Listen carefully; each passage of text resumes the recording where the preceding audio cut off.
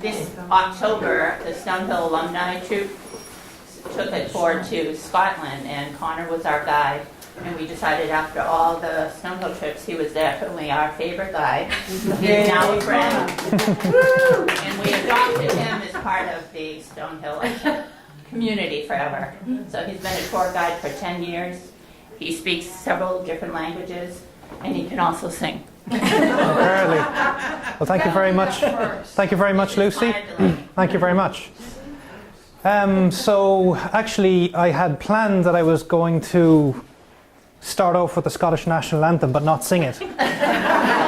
Anyway, and so that, and we didn't even discuss this. So, "O Flower of Scotland, where shall we see your like again?" That came and died for fair hills near and glen.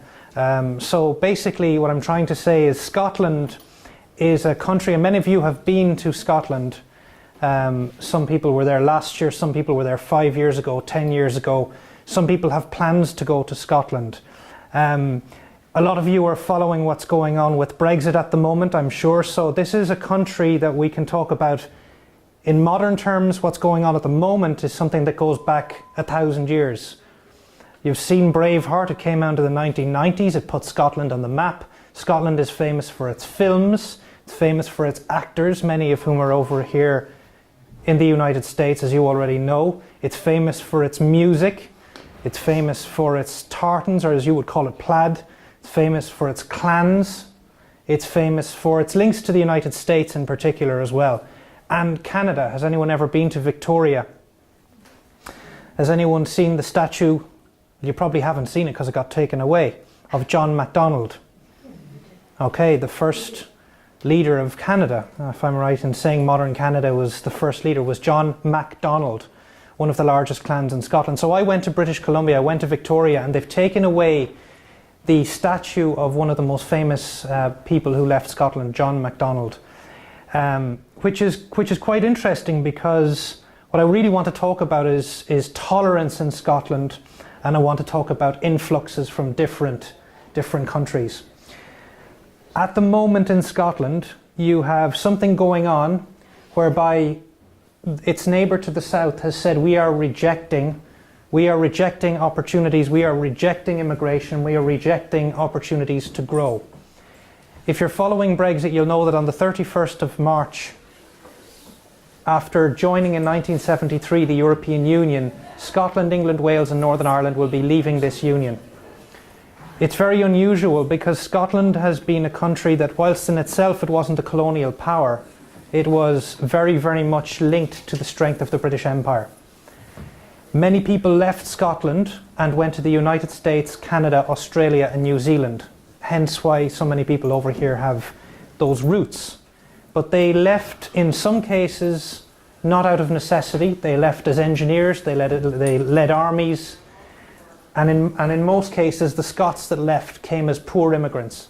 So if you go to New Zealand, on the other side of the world, you will find that the founding fathers of New Zealand, the founding people of New Zealand, were Scottish as well. They've got this incredible strength in their character. They love the land. Land is extremely important to Scottish people. They're industrious. They are people who work hard, but they work smart, and they have a very strong history in engineering, in the arts and in music and so on and so forth. So we've got a lot to talk about in the next 50 minutes odd. Thanks everybody for coming this evening. I know a lot of you were telling me that you sometimes don't like to drive, and I didn't really understand that until I saw the pictures of the snow and the ice and the frozen ponds around here. So thank you very much for coming this evening. It's a pleasure to be here in front of you. I'm staying in the house at the moment. I'd like to thank my good friend Lucy here and Uma as well from the library, and everybody else for the wonderful opportunity to stay in this building. It's absolutely magnificent. And my first impression as I drove in an hour before I was to meet the people here was the amount of Scottish architecture that you have. So Richardson is a lowlands name. Richardson comes from around the area around Edinburgh. It's a lowlands name. So it's a very popular part of that part of Scotland. So you know that I'm not Scottish. Interesting. Yeah.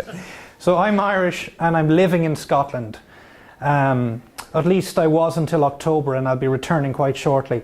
But I'm living in Scotland. I'm living in Edinburgh, and I moved up to Scotland after the Brexit decision was made. So yeah, I used to sell properties as well as doing tour guiding. I used to work in the real estate business, and when Brexit hit, our currency went rock bottom, and people in London are so connected, maybe like in New York or Tokyo, they're so connected to the stock markets that the market crashed. So it's thanks to Brexit that I encountered the greatest country, or one of the greatest countries in the world. Raise your hand if you agree that Scotland is one of the greatest countries in the world. And if you're not doing it physically, I know you're doing it mentally. It's a very small country. It would easily fit inside most states in America very, very simply. From the north to the south, it's about a 6.5-hour drive from the borders, which I think is an undiscovered area of Scotland. It's not really fully appreciated. That's the area that I like most in Scotland. There was an area where people were stealing cattle and stealing animals from one side to the next. The area close to Hadrian's Wall, the area where there was always changing over hands. Which part was Scotland, which part was England, who was the monarch? And if you've been to Scotland and you've done any reading on it, you'll know that the monarchy is incredibly, incredibly complex, such as James I and James IV. Mary Queen of Scots' son was James I of England, and James IV of Scotland moved down to the south of England from Scotland, only returned once, which is very unusual for a Scot, because usually when they're coming back over the border, they're crying with glee. As soon as they get within 20 miles and it says the north, or it says Scotland, they're crying with glee. They cannot wait to get back to Scotland. It's a psychological thing. It makes them emotional. I have worked with Scottish drivers who fear going south. Not just because they don't know it, but they expect everything to be different. The accent is different. The pound is the same, but it's a Scottish pound. And they have Scottish pound notes, as you may be aware. The Clydesdale Bank, the Bank of Scotland, the Royal Bank of Scotland. They've got 3 banks that are printing money. And they're all legal tender in Scotland. If anyone wants to watch Scottish comedy, I would recommend that you listen to an Englishman, because he'll be more understandable.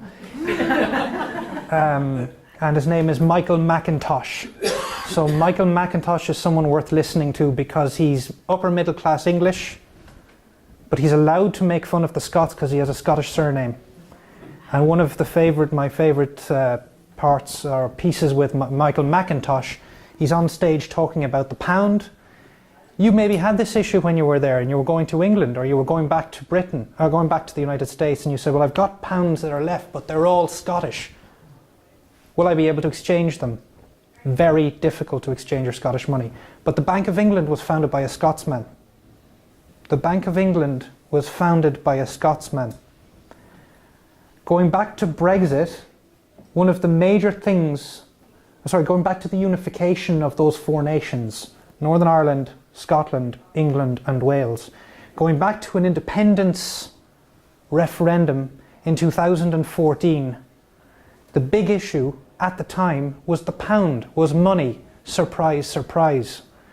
It was money. What happens to our trading partner, England?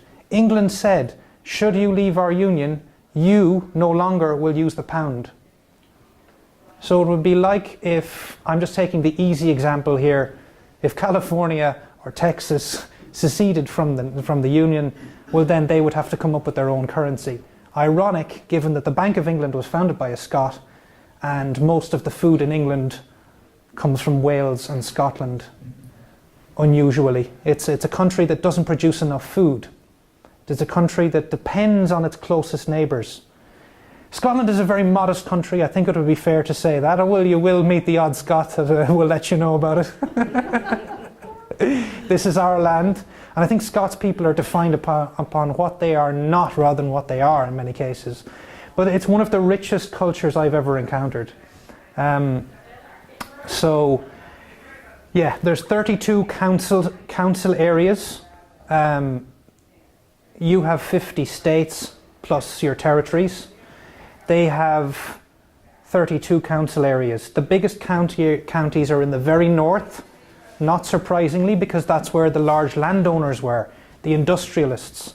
So you have Caithness and Sutherland, and that's also my second favourite part of Scotland. After the borders, you need to get to the Torridonian Mountains and Caithness and Sutherland up the very north. That's the area where the Vikings came in, all around the coast. The very northern tip of Scotland is Dunnet Head. And in that point of Scotland, it's highly contested. Which is the most northerly point? Is it John O'Groats or is it Dunnet Head? It's Dunnet Head. Everyone thinks it's John O'Groats, a Dutch trader. He was bringing in supplies and taking stuff away from Scotland. Everyone in school believes that that's the most northerly point of Scotland. They're all wrong. It's 5 miles down the road. And I know because a driver brought us and told us. But there is a Starbucks at the John O'Groats now.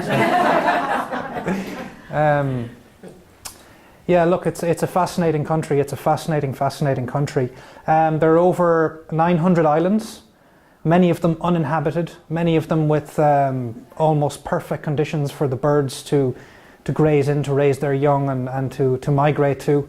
In fact, many people off the Scottish Islands lived for many, many years eating the fish and also the eggs and also the birds themselves. Many puffins off the west coast of Scotland in particular. The dolphins, you have minke whales going up, you've got dolphins off the west coast of Scotland. And your major industries, would anyone like to have a guess what the major industries, economic development, what's Scotland focused on? Wool. The wool industry is interesting about the wool industry because that gets brought down to Carlisle where the British Wool Board is. And so it all gets traded through that only city in the Lake District, so the wool goes south. But it is very important to it's the meat and some of the higher quality wool that's very valuable to the farmers. Some of them own their own farms, others don't, but that's through England. That's something that's very important culturally, I think. Anything else? Yes, the booze. Yes, yeah, exactly. So, yes. Has anyone ever had Fireball? Good God. What was the inventor of that cinnamon flavoured whiskey thinking of? I've tried it and I think I've had enough. Or it had enough of me, but it's very, very strong. Anyway, whiskey, Scotland spelt like it is, Scottish whiskey spelt like it is here with a Y. In Ireland it's spelt with an E. The big rivalry between Ireland and Scotland at the moment is rugby. Our football teams are both terrible. Our soccer teams are both terrible, so that's not an issue. We have rugby. Ireland just beat Scotland at the weekend in Murrayfield. Murray, of course, being another famous Scottish surname. Murrayfield, the national stadium in Edinburgh. So the big thing is sport and also whiskey. Who is the better whiskey? Can anyone name a whiskey brand that you like or you know from Scotland? The Glenlivet is very good quality. It's a single malt. Single malt meaning that it is the produce of one single distillery. A blended whiskey is a blend of single malts. So whiskey is made at one distillery put together using barley. All single malts are made of barley. Blended can have your single malts together, mix them up, and have grain whiskies put in there as well.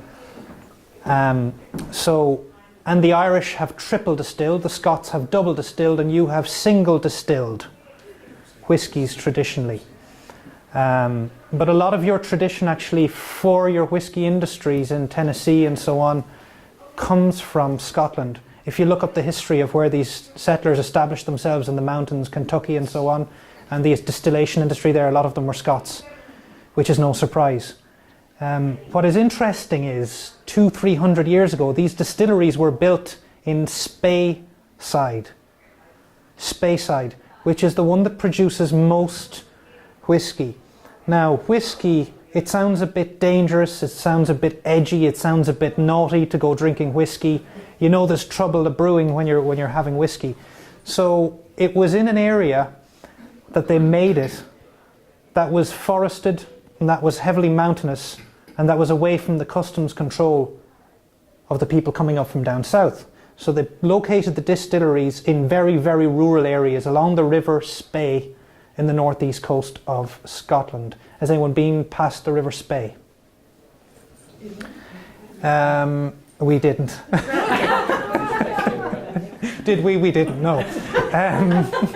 Because that area is, I would never get you out if I brought you there, folks.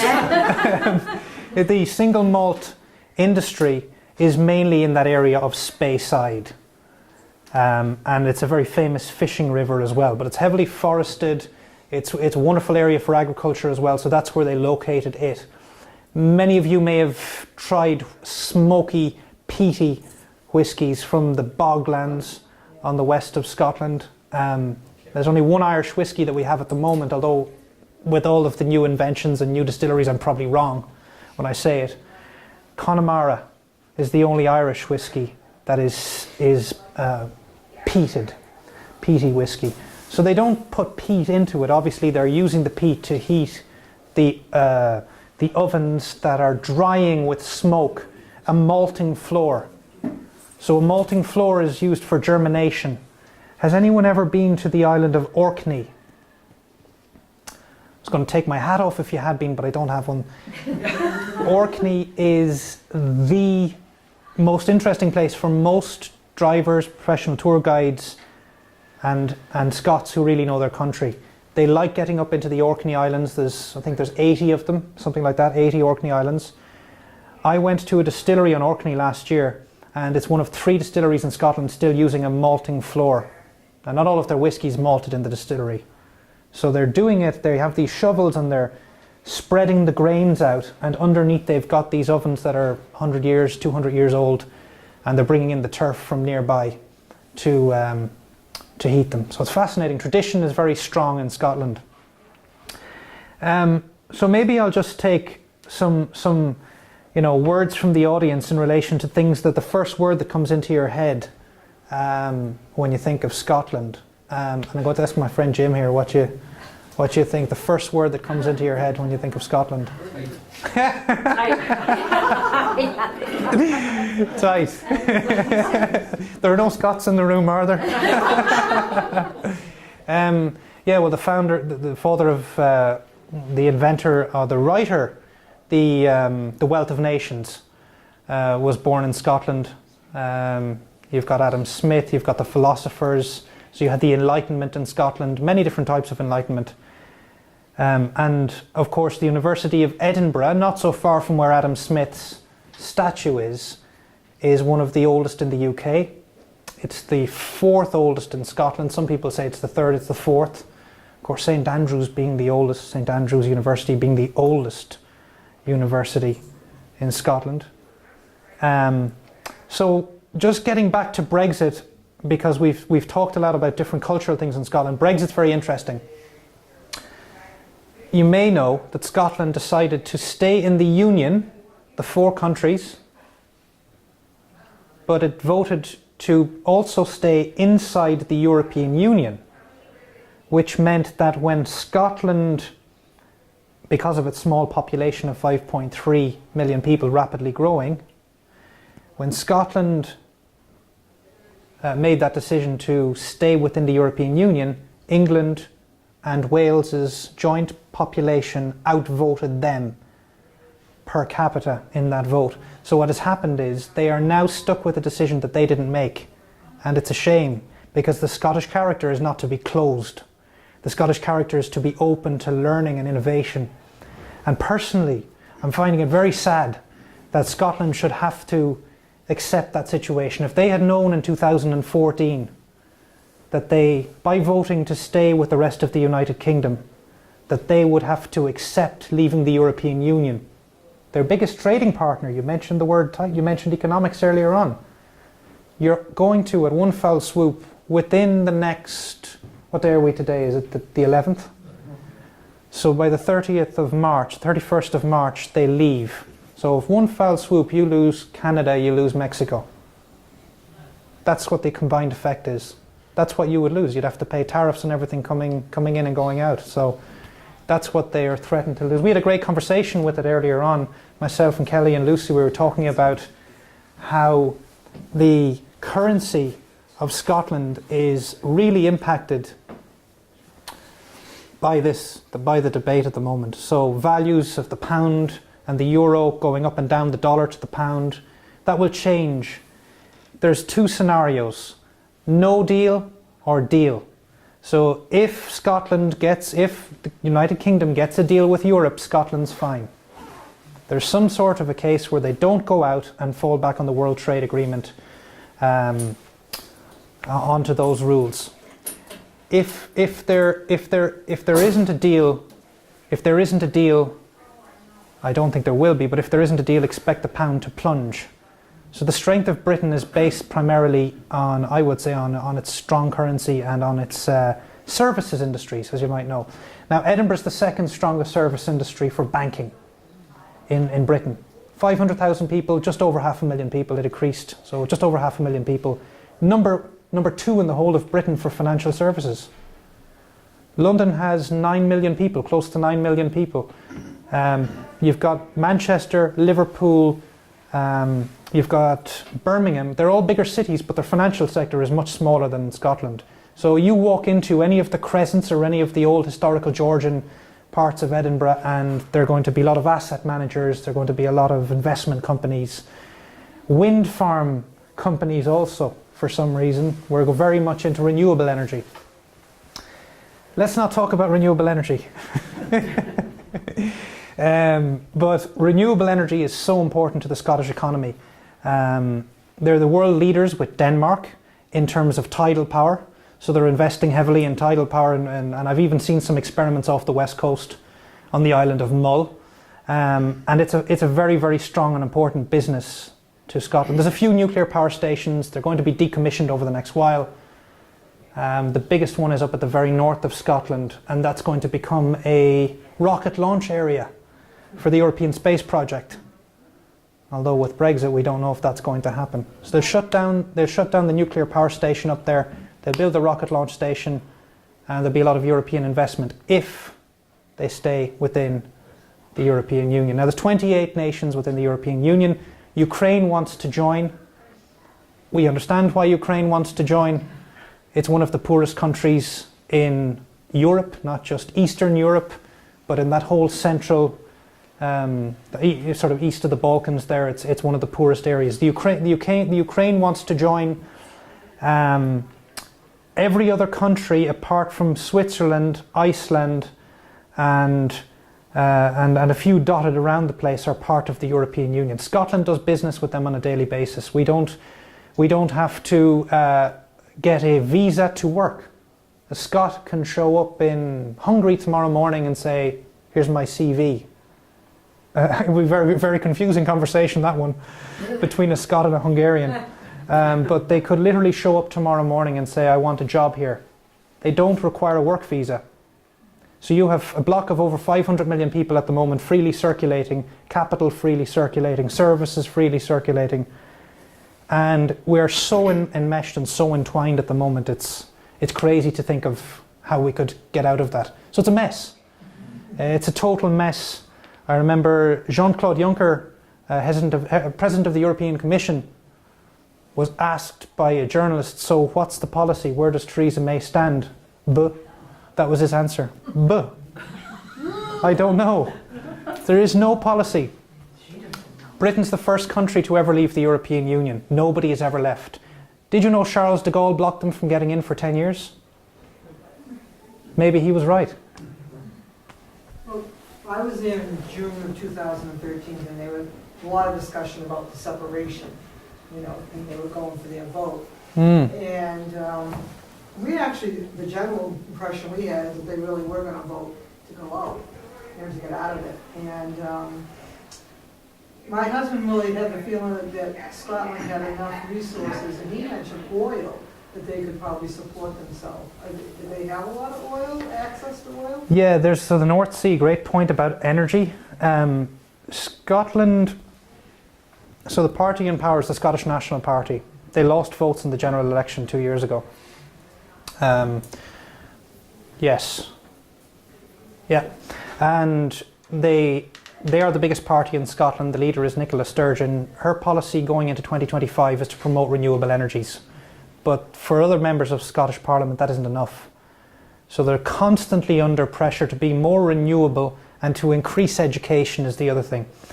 But majorly, most of the big American corporations that were sort of exploring in the North Sea have pulled out because the easy to access wells, oil and gas fields have largely gone. New advances in technology have made it easier, so they're not all gone. The capital is Aberdeen, so that's where the oil industry was based. It is the capital of European oil and gas. So yeah, but it's such a political stumbling block in Scotland. If you are pro-oil, yes, you're pro-jobs, you're pro-employment, but your tax are going mainly to England, going to Westminster to be redistributed then again. So the oil is a political minefield, if you will, because the Scots will say, hands off our oil, but then Scotland has better healthcare, better education, free university that England doesn't have. Free college, your primary degree is free in Scotland. And by the way, that applies to everybody else in the whole of the European Union. So you can go to Scotland if your English is good enough and you get the grades to attend St Andrews. Then again, you may have been to other European countries, you know how cheap it is in France, maybe 300-400 euros for a year's tuition. Medicine for 300 euros a year. But then the tax system is slightly different. So I will say about oil and gas, it is an industry that is coming back again. It's having a second growth because of technology. It's more economical than it used to be, but it's on its way out. And since Elon Musk came on the scene, my own personal opinion is we can't be depending on that for too long. Fracking is a hugely controversial subject. And I know it is in the States. I was in Miami and on the boat there was a Hungarian, and by the end of the boat cruise I found out what he was doing. He's working in Kansas and Oklahoma, I think, doing fracking or that kind of a thing, and going down and so on and so forth. So we got speaking, and that your level of in that area, that would never really be allowed to happen in Europe. But there's no habitation in these places. We you know what, we're a small island. We've got no space apart from the Scottish Highlands. So who's been in the Highlands? Quite a lot of people. And they are some of the most uninhabited areas of Europe. And that's where the centre of Scotland is what the Pictish area. Pictish were the painted peoples. They were the first settlers. They were the ones that the Romans dealt with initially. Now there's a battle called Mons Grappius that nobody mentions. When you go to Scotland, you never hear about Mons Grappius. It's believed the Romans were up past Aberdeen, but we all thought that the Romans only got just beyond Hadrian's Wall and the Antonine Wall, just as far as the central belt near Stirling, a half an hour's drive from Stirling. There's evidence that they were in Aberdeen. There's evidence there was an enormous battle there, and the Romans were in, 200 miles further north, 150 miles further north than previously been thought. Mons Grappius is the one, worth looking up, that battle. So yeah, look, you've got Hadrian's Wall, you've got the Antonine Wall, neither is the border. Lots of people think Hadrian's Wall is the border. It's not. You can go, it's not difficult terrain if you're interested in walking. Very easy. My uncle and aunt have done it. They retired and they went walking the wall 5 days from Newcastle to Carlisle in England. Both of those cities are in England. You go along, most of the wall is recycled into churches and educational buildings. Over the centuries, it's in agricultural farmhouses, and they've built everything with the stones that were chiselled by the Roman soldiers. So the Roman soldiers were the fittest in the world. Obviously, they conquered most of Europe, but they also were incredible builders, and they built that entire wall system, which is 72 miles long, between one part of northern England and the other. So if you can get to Hadrian's Wall, I highly recommend it. Anyone been to Hadrian's Wall? Wonderful. Good, good, good. And did you feel the rock? Did you go up and see it and touch it? And So where they were excavating for genealogical, so we watched them. So. yeah, there's active digging on the wall, and there's certain areas that you can see the remains of entire Roman fortresses, barracks. Of course, the commander or the captains, as we would say, they had almost like spa treatment. They had different tepidariums, calidariums, frigidariums. They had luxury. They were the only ones with showers. So it's just like anything, there's a hierarchy, but you can see that when you go to Hadrian's Wall. 4 gates on each side, normally a north gate and a south gate, and they would have led incursions into Scotland.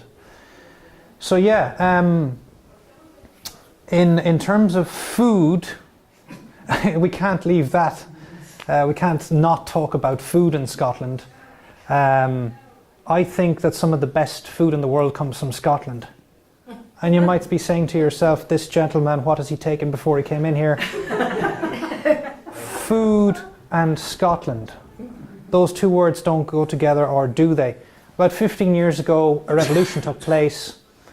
We have many Michelin-starred restaurants. Dublin's very jealous because Edinburgh, for half the size, has the same amount of Michelin-starred restaurants.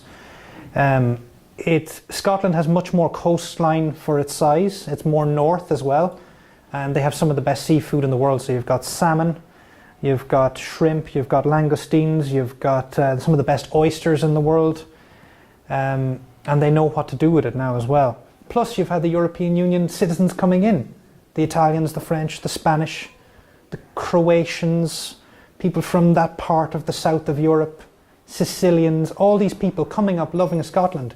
I spoke to a friend of mine last night, Giuseppe. We met in a hotel about 5 years ago in the George Hotel, which is on George Street, surprise, surprise, in central Edinburgh. I said, Giuseppe, where are you? He said, I'm in Sardinia recuperating. I just had heart surgery and they want me to stay here for a few more months, but he's hoping to get back. He said he's happy in Europe in 2 places, Edinburgh and Sardinia. And for an Italian to say that they're happy in Edinburgh is a testament to the people, and is a testament to the warmth of the Scottish people themselves. So Giuseppe bought a place just south of Edinburgh, and he keeps pestering me, we need to do business for Sardinia. I need to send Scottish people to Sardinia for him. He keeps mentioning it. He's like, Conor, every time I think of you, I think of business in Sardinia. But yeah, so I remember he bought his place and we had a great meal with Scottish ingredients. So we had a steak and we had wine and everything else. There is one Scottish winery, one Scottish commercial winery outside Dundee. The city of jam, jute and journalism. In fact, I love Dundee. It's got 2 universities, Abertay University and Dundee University itself. I love the place. Malmaison Hotel moved in. It's a boutique hotel in Europe. Not sure if they're over here, but they were in Belfast, and they were in places in England that were becoming trendy, that were industrial, post-industrial, and they moved into Dundee about 5 years ago, 10 years ago. First boutique hotel has moved in. Properties, I'll wait until you hear this, you can buy a 1-bed flat that needs maybe $10,000 of work for $50,000. Close to the station with a view of the River Tay, in one of the most historical cities in the whole of Scotland. So Dundee has got a terrible reputation in Scotland amongst Scots. Dundee, for most other European people, is a chance to study and is a chance to get involved in the property sector. That's a place to buy. It's a hot place right now. So, largest Scottish city is? It is Glasgow. It's double the population of Edinburgh, approximately, but it's much more spread out as well. Much more spread out. There's only 40 miles between the two, 42 miles between the two cities, Glasgow and Edinburgh. So number 1 in size is Glasgow, and number 2 is Edinburgh. Edinburgh and Glasgow, or Glasgow.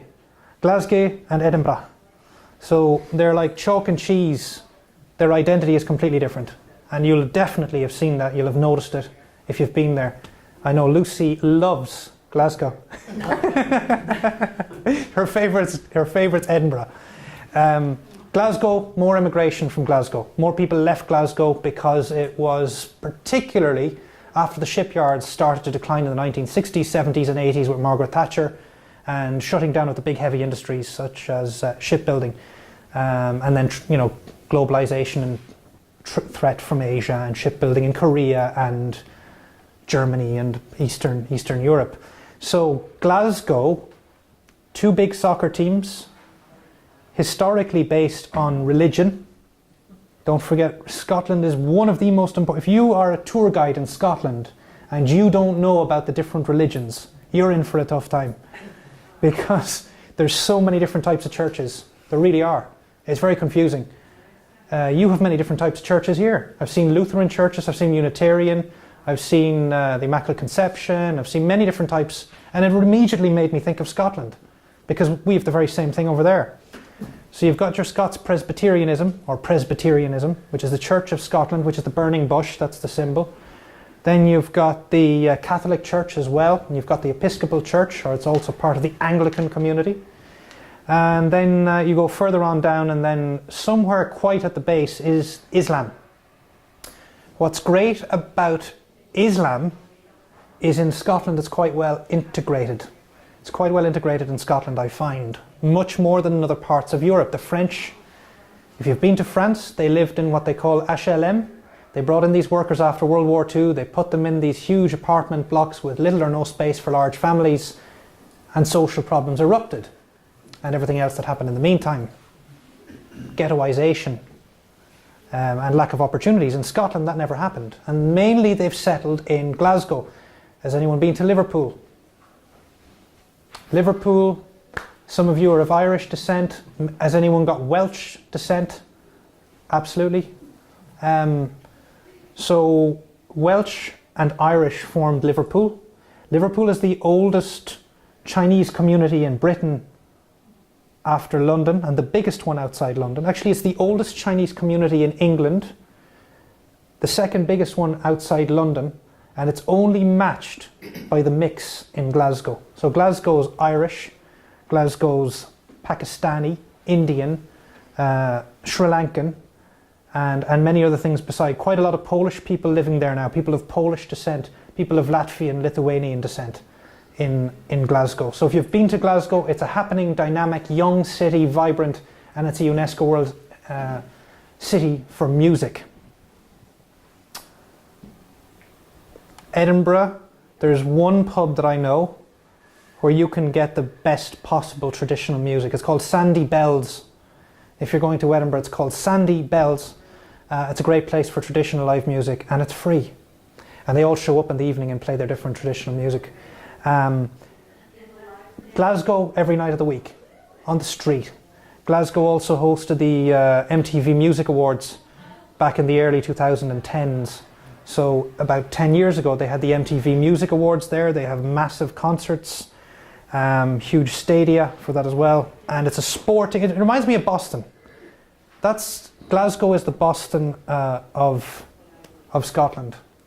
Edinburgh is somewhere extremely, name a place that's really, really conservative and for a long time was very monocultural in America. What's that place? Charleston, South Carolina? The Charleston, South Carolina is the Edinburgh of Scotland. It's getting tongue-tied there. So then you go further north and you have Stirling, where everything in Scottish history has happened. Anything of significance, or anything they like to talk about or not talk about. 1314, you've got 1297, you've got the Battle of Stirling Bridge, where the English cavalry get trapped on a bridge, and that's the moment when William Wallace takes back Stirling Castle, and a campaign is led for a couple of years, unifying the country under William Wallace, one of the Scottish heroes. 1297, 1314, the Scottish Wars of Independence, at the Battle of Bannockburn. And the Battle of Bannockburn is, you may know what a burn is, I'm sure you use all these words around here. I've seen all sorts of street names with Scottish names on them. It's a boggy, marshy area. Battle of Bannockburn 1314 is hugely important. Tiny Scottish presence, enormous English presence under Edward II, the son of Edward I, the hammer of the Scots, somebody who the Welsh didn't particularly like, because he built 13 castles within the space of about 10 years in Wales, Edward I. So hammer of the Scots, and then he also tried to destroy the power of the Welsh princes. If anyone has ever been to Wales, which is similar but extremely different to Scotland in terms of its landscape and its language, if you've been to Wales, you'll see similarities, but they also have that, can I say, love-hate relationship with England, because they love the business, they love the architecture, many people love the monarchy still. They see it as something providing stability over the state. They see it as something that doesn't need to be changed. I have a friend of mine from the north of Scotland, and she's half English, half Scottish, because of the Navy or the RAF or the Army. Like many people, what do they call them? Army brats or Navy brats, whatever. Same thing. So her parents, half English, she's half English, half Scottish. So when you say to her, Diane, how do you feel about Brexit? That's a tough question. How do you feel about Scottish independence? She's torn. So it's more complex than it seems. And of course everyone has their own personal interest, don't they? So let me tell you something about Ireland and Scotland, because there's a reason I went to Scotland. For a long time I actually preferred Scotland to Ireland. And it's weird because Irish people are very patriotic and love their country and everything, but for me to go to Scotland and say I preferred Scotland, it took something monumental to happen. I fell in love with the country. The only politician from outside Ireland that was ever in our Senate, the only head of a foreign state in our Irish Senate, is Nicola Sturgeon, the current head of Scotland. Head of government, not head of state. So she was in the Irish Senate, which is an incredible feat. She spoke in the Irish Senate about the links between Ireland and Scotland, and they're very, very deep. In fact, a lot of it was to do with sectarianism. So, has anyone been to Northern Ireland? Right, that is the perfect mix of Scotland and Ireland coming to loggerheads. The Scots-Irish. Okay? Now what does Scots-Irish mean? It means Scottish people that went to Northern Ireland to build a campaign castle, to dominate from the native tribes, take that land, that's yours. Because the monarchy of England, the King or the Queen, has said that's okay. The last part of Ireland to be colonised by the British Crown was Northern Ireland. Different plantations. We would call it, if you can get a chance to read a great poem called The Planter's Daughter, that's a great poem. Can't remember the author, but read The Planter's Daughter. It's about her growing up in Northern Ireland as a planter's daughter. We call them planters, people who were transplanted. Now, you've heard of Londonderry, or is it Derry? And this is really easy to say, and this is awful to say, but like, it's very easy for me to say this. It depends who you ask. It really does. It depends who you ask. So it's really difficult when I from the south go to Derry, which is on the border with Donegal in Ireland, and I say, is it Derry or Londonderry? I have to listen to the accent. Watch some jewellery. What are they wearing? Or what religion are they? You can't win. So you say, I love Derry, I love Londonderry. People really aren't that fussed anymore. But it's kind of brimming beneath the surface. Now, I shouldn't really say this, so I won't.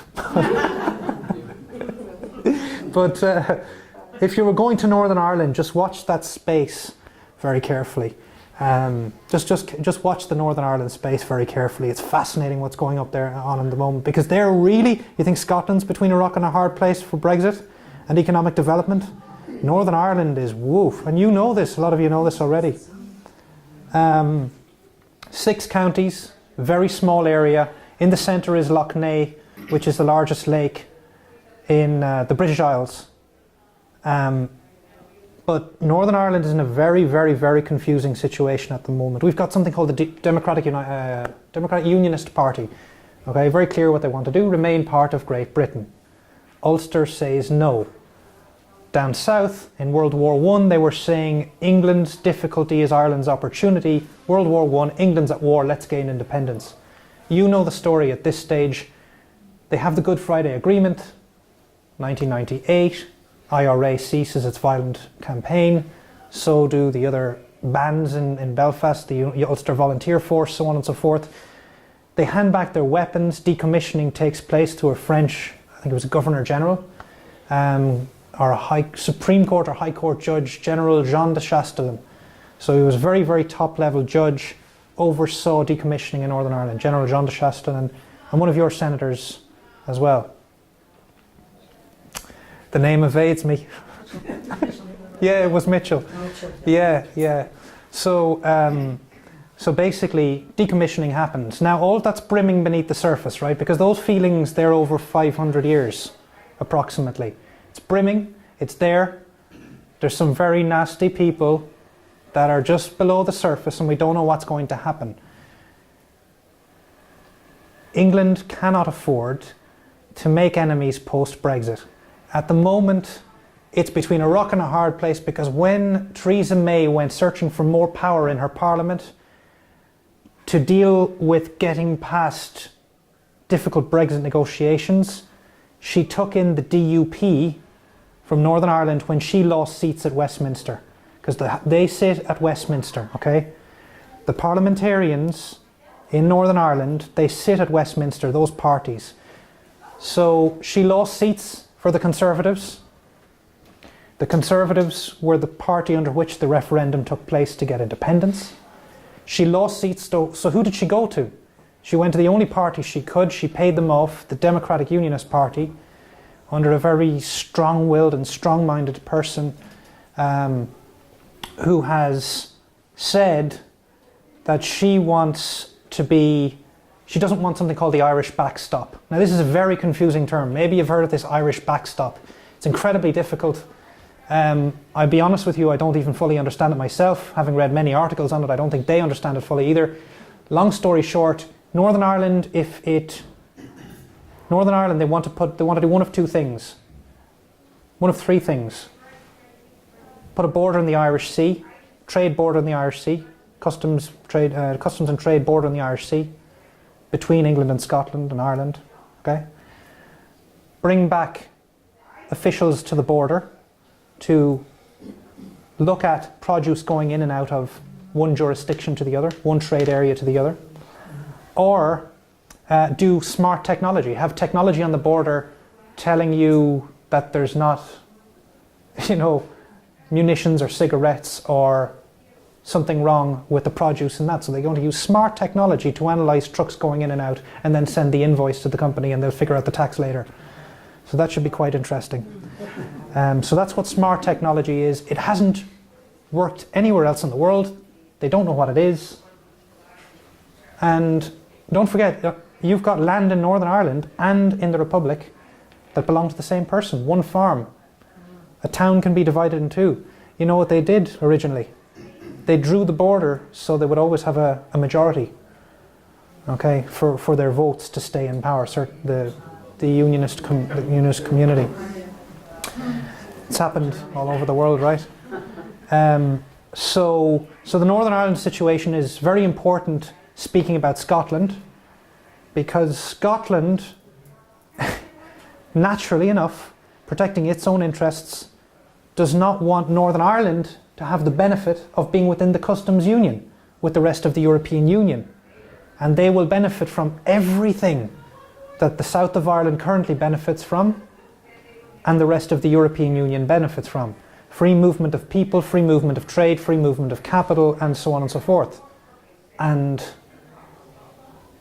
that's going to be problematic. So Nicola Sturgeon, head of the Scottish government, is raging with the possibility that the Irish government and the European Union would try to keep that as a bona fide area for trade with the rest of Europe, just like any other European city or European country. It would be a small microstate within a state that would be allowed to trade freely with the rest of Europe. But Northern Ireland, like Scotland, voted to stay within the European Union on an individual basis. Scotland and Northern Ireland voted to stay within. But Scotland would be jealous, as you can imagine, of Scotland having rights that nowhere else in the UK has, because they wanted to stay in the European Union. Wales and England voted to stay, to leave. So now we're in political crisis. We've got 5 weeks left before everything goes haywire. And yeah, I wonder how much time I have got left. A few minutes to tell you. So really what the point I'm trying to make is this is affecting millions and millions and millions of people. People are hanging off on buying property. They're putting their career plans at finger's length. They're moving back to where they originally came from. No more migrants, or not many migrants are moving into Scotland. The service industry in Scotland is going to be enormously impacted if Brexit goes through, because the farmers who need people to go and pick the fruits, soft fruit industry is huge. The people to work in the hospitality sector, people to work in hotels, bars, restaurants, these people are not native speakers of the English language. They come from primarily Southern and Eastern Europe, and so that's going to be problematic. They had to leave the fruits on the trees last year because there wasn't enough people to pick them in summer. So it's huge. But let's not finish on a negative note. Let's just say that you have to go to Scotland to experience it, because I haven't mentioned much about the music. I haven't mentioned much about the people, their magic, their charm, their intelligence.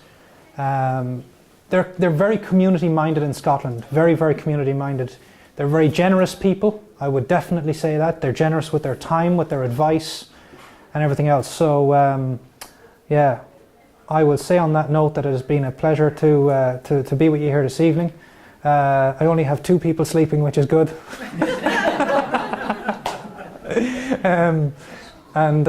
Yeah, if anyone has any questions, yeah.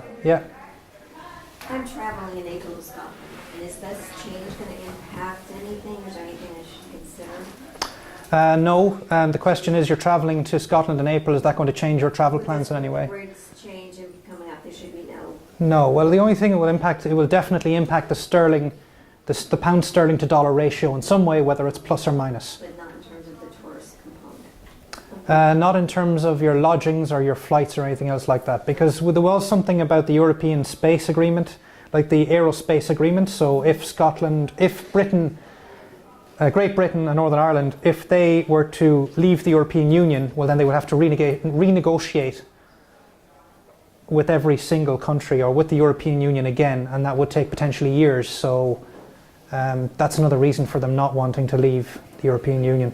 But I don't think it will affect you in any way apart from currency. Okay. There will be fluctuation between the US dollar and the British pound enormously within the next 2 to 3 months. Unless they get an extension to do more negotiating or lack of. So they're talking about extension, they're talking about crashing out, they're talking about staying in, Northern Irish independence, a united Ireland. These are things which haven't been on the table since 1998, since the Troubles, since they first came over from Scotland and Scotland and England. So all these things are getting thrown up right at the moment, and they haven't been touched for decades or centuries. It's an interesting time. Have they discussed whether or not they could take another vote? There's a great question. Have they discussed whether or not they would take another vote? They have in England. The Labour Party, Jeremy Corbyn, the leader of the Labour Party, was very much in favour of that, because obviously they haven't been in power for a while, and because he's a particularly circumspect leader. In fact, he was seen in a picture with known IRA members. Not very good if you're trying to get voted into power in London. But he is very left-wing in terms of social care, social help and everything else like that. And he in London and the Labour Party are talking about that. They're talking about a second vote. But if you do that, then of course you're saying the legitimacy of what the people voted for is zero. Because you're saying you voted to leave as a people. Now we don't trust you. Things have changed. But it would be humility, wouldn't it? Be humble if they did that. It would probably be for the advantage of everybody. And that's the question, isn't it? Would they vote the same way again? So that's the question, and nobody knows the answer. I tell you, Scotland in particular would probably vote a much higher percentage than they already did to stay within the European Union. Wales, I'm not too sure. England, there's hardliners on both sides there. And Northern Ireland, well, it's impossible to say. Yeah, I was quite disappointed, and I like to speak frank. There was a car bomb in Derry, right outside on one of the main streets in Derry about a month ago, or 6 weeks ago now at this stage. Nobody was injured, but that was something that hadn't happened in a long time. Nobody was injured, but right in the centre of Derry, car bombs. So yeah, as an Irishman living in Scotland, very interested about the whole thing, and as Scots, Americans, or people of British descent in large parts of you are, I'm sure you're going to watch it over the next while and see what happens. But yeah, I hope I haven't bored you too much anyway. So that's it really. Unless you've got any questions. No, but I'm here anyway if you want to talk, so I'll switch off.